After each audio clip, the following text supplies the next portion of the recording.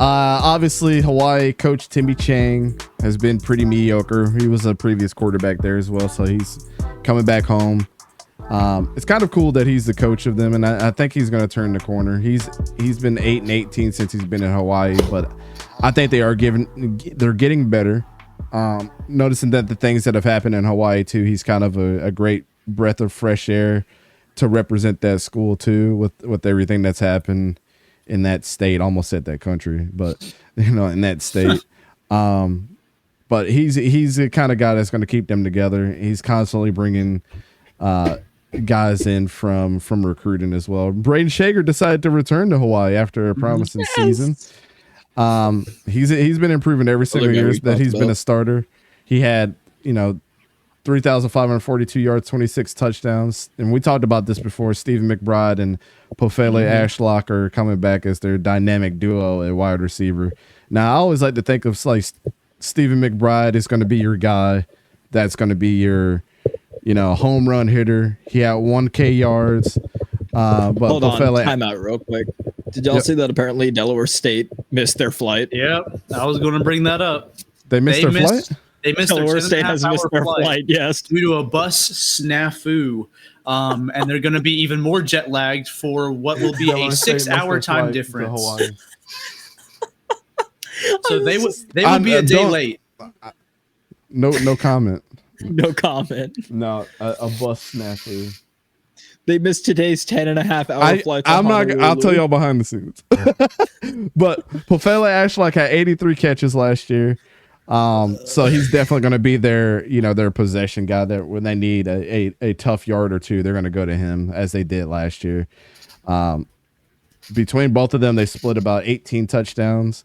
Hawaii was one of the most scored on offenses, ranking 113th, and their defense giving up 33.3 points per game. Their defense is terrible. It just is what it is. How did they address that? They picked up 2 defensive tackles, Jamar Sakona from USC. Again, take that with a grain of salt, however you feel about USC's players from that defense. But they do get a Power 5 guy. And then Deion Washington from Nevada. So coming off the season that they had, take that with a grain of salt. But bunch of a redshirt senior and a redshirt junior that are going to bring a little bit of experience. Can Hawaii have a better rushing game this season with Landon Sims? Who knows? He had 250 yards on the ground, but Cam Barfield, they go ahead and pick him up in the transfer portal from Boston College, and the dude is he's not all that great either. So I'm not sure where they really improved in the transfer portal, if they improved at all. And I'm thinking that maybe that what they're going to step up and do is have those guys that are on that roster just fill in where they need to. I don't really have anything to say about Delaware State. They suck. They've sucked for a long time. Hawaii, this is going to be a very easy win for Delaware State, to be completely honest with you. I think Braden Shager and Stephen McBride might have a 300-yard day between the both of them. Let's say what is the spread? I think Dana said earlier, 38.5 point favorite. Yeah. So go ahead and give me Hawaii on that. That might be another 54-7. We're just like by the second half, we're just like, how you doing, chat? Yeah. So Don's taking Hawaii. Hayden is also taking Hawaii. And Kali, are you going with the home country? The homeland. So the motherland. No, I heard hesitation in that. And he's probably got Delaware. You got Delaware State with it? No, bro. No. The bus snafu was a diversion. It was a trick. So right now, Hawaii's going to win. I'm starting off with the prediction here. Hawaii's going to win. I'm not even kidding. The Delaware State missing their flight and going to be a day late is no joke, right? Like, I mean, it is in a way, but at the same time, right? Like that jet lag is real. 10.5 hour flight, brother. 10.5 hour flight and a 6-hour difference. I mean, that's not something you just get over in a night or two. And that's why they're leaving. That's why they were trying to leave on a Tuesday for a game on a Saturday, right? So, again, maybe it's not the biggest difference, but it still is a difference for for that Delaware State team. I mean, and Hawaii plays significantly better when they're at home. Okay, I'm not saying they play great when they're at home, but that it is better than when they play in the mainland, right? So just a little statistic for you. Last year, on average, right, when Hawaii was the home team, their average score of their games was a 23-27 loss, right? So on average, they're scoring 23, they're losing by 4. When they're away, when they're on the mainland, their average score was a 19-39 loss. They are significantly worse when they're away, significantly better when at home, right? So it helps Hawaii. They have the home field advantage, even if the stadium is, not in Aloha Stadium because that's getting demolished. It's more of they don't have to play on the road. So, Hawaii has that going for them, and we've talked about their offensive weapons. Though Stephen McBride may not be available for this game. He was charged with a felony, which was downgraded to 2 misdemeanors. But 8 days ago, Timmy Chang did tell reporters that McBride was back with the team after initially being suspended, but 8 days ago was not available for games. So does this dude got connection to Kirby Smart? What the fuck is happening? Unsure. This is one of the things you got to make a tough decision to keep your job. Yeah. I mean, it's a tough look if you let him play right out the gate, but he is your 1,000-yard man. The thing is, like we've said, this is an offense that can probably get past Delaware State, even without McBride. They return their top 6 wide receivers. And, of course, Braden Traeger, who's the most important cog in this offense after throwing for over 3,500 yards last year. And another little underrated addition is 5'6" running back Cam Barfield from Boston College. He's a running back from a Power 4 school. Going out there to Hawaii is a W for them, especially after they terrible. I mean, they averaged 76 rushing yards per game as a team last year.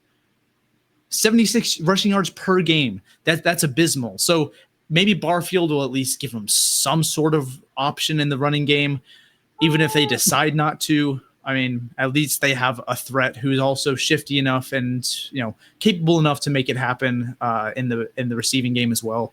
But I mean, Hawaii's going to win this one. Delaware State, enjoy your vacation. You know what I mean? Pretty much what it's going to be. It's going to be a damn vacation.